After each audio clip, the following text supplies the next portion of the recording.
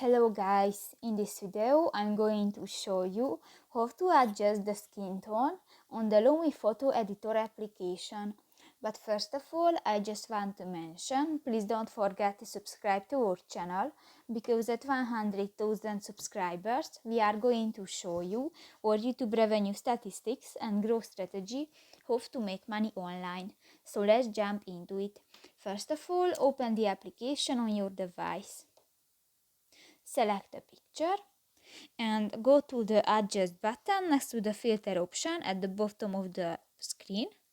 And new in the adjust section, you can find the skin tone option next to the saturation button. And just drag the circle on the line, and with this option you can edit the skin tone.